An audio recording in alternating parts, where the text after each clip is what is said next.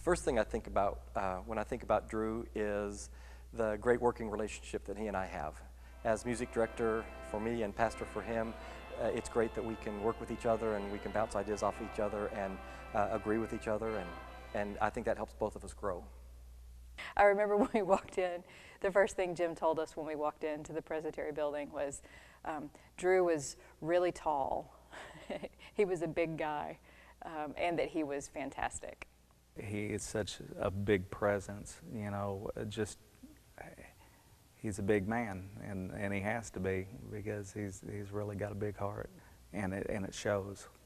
I mean, this is something that couldn't have come in a small man. His storytelling. That's one of my favorite parts about him, is during sermons and in church when he has stories to input. Him singing, playing the guitar.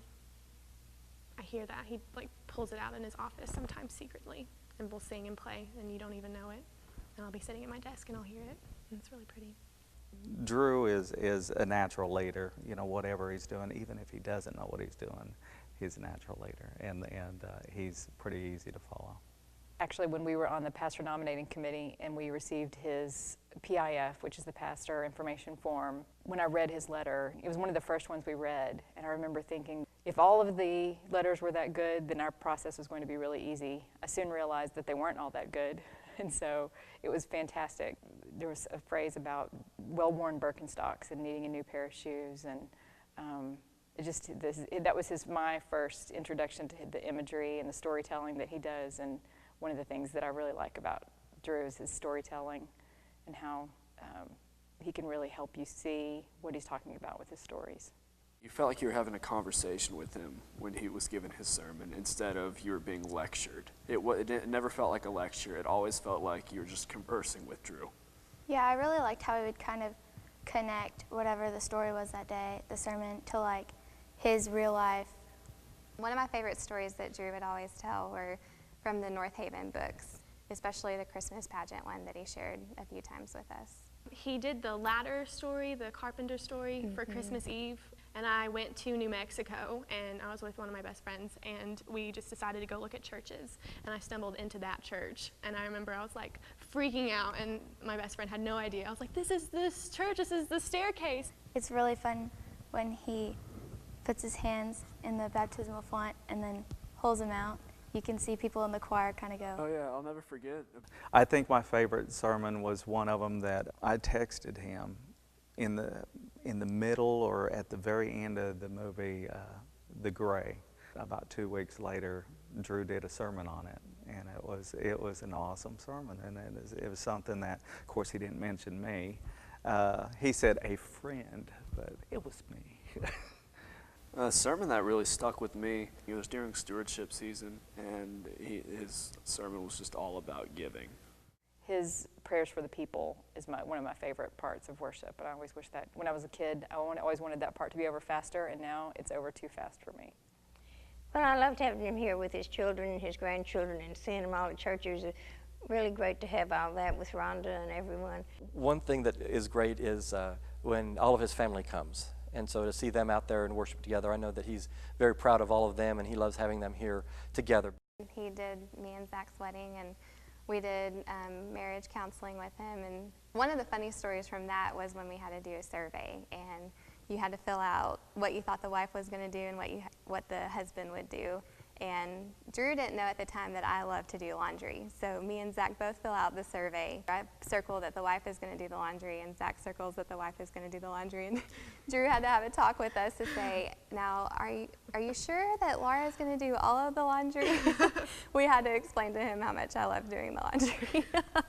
He and I have had some great laughs. I mean, when we meet monthly to plan worship for the following month, we've had great conversations, and many times we laugh quite a bit with each other. I think where Drew and I tie in best or easiest is through our music. We kind of have the same bad taste in music as some people might think.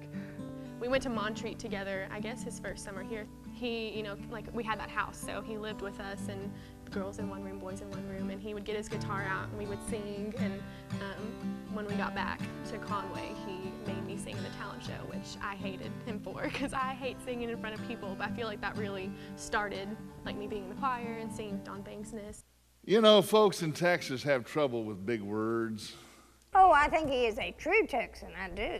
He was a good adopted Arkansan, but I think he's a true Texan. He's so hard to work for.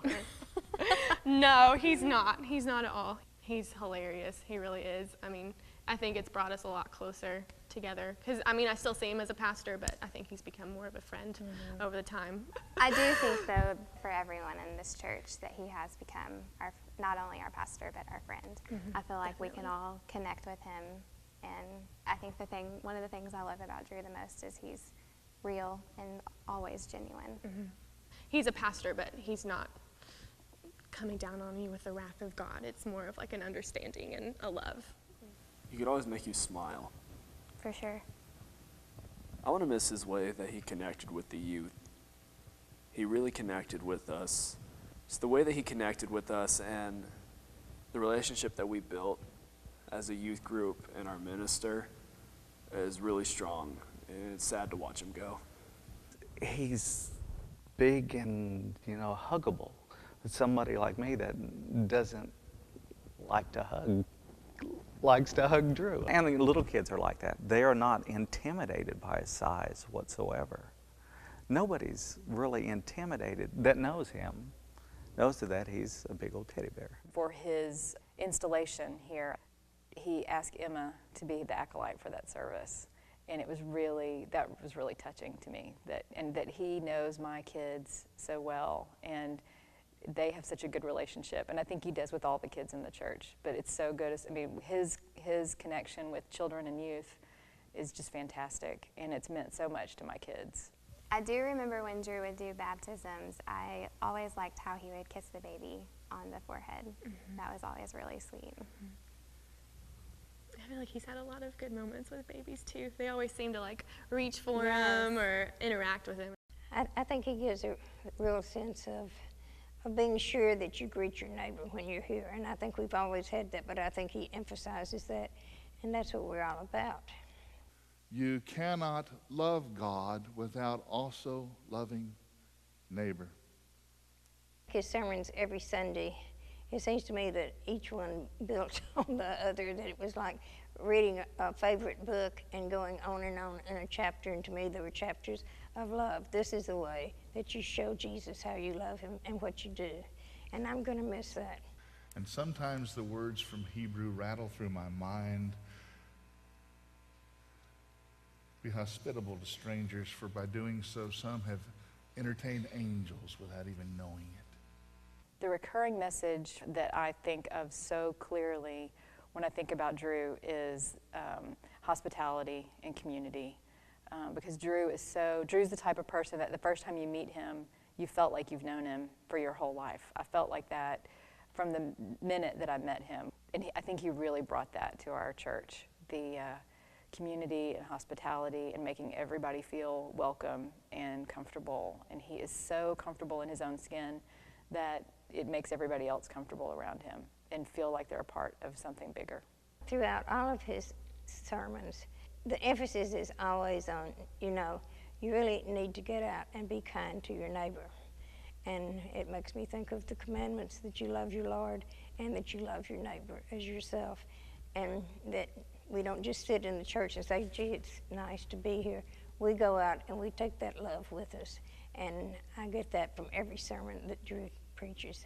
I'm going to miss the storytelling the most. I've never been around someone that can convey a story, whether or not it's something that they've experienced or something that they've read, as well as he does. Yeah. I'll miss our monthly conversations. He and I have some differing views on various issues, but we've had the best conversations about them. And so I appreciate that he will listen to me and will talk back with his opinions, and we both learn from each other, and we both still remain very good friends afterwards. So I love those kind of conversations that we've had. I think I'm just going to miss his presence overall. The door into his office from the outside, it makes the worst like sound you've ever heard. Like the squeak is terrible, but that's when you know, hey, Drew's coming in. And yeah, I'm just gonna miss seeing him all the time. All of his books, his guitar, his just everything, really. It's gonna be different. I think what I want Drew to remember most about our church is I hope that we were really welcoming for him. I hope that he knows how much he brought to our church. I think how much he brought of community and of hospitality. I think he defined that. He just personified that. And I think, I hope he knows what a mark he's left with that. I want Drew to know that he's always welcome here, that he's a part of this church and he will be for the rest of his life. I would tell him that there could be no one in the world who has felt God's love any more than I have through his prayers for me at the hospital. I would tell Drew that we're certainly going to miss him, but we know that God's plan is for him to move back to Texas, and there will be people there very much appreciative that he's there. And although we'll miss him, he has left us in a very good spot, a good place in our lives, and we look forward to further growth with our new pastors, but we won't forget him. I want him to remember our hospitality, and I want him to remember that we found that he really was a great leader and that we would so truly miss him. But we'll all be keeping him and Rhonda and all of his family in our prayers with love. I just hope he remembers how much we all love him and care about him and wish him well. And we're going to miss him, but I know that I'm happy for my friend Drew.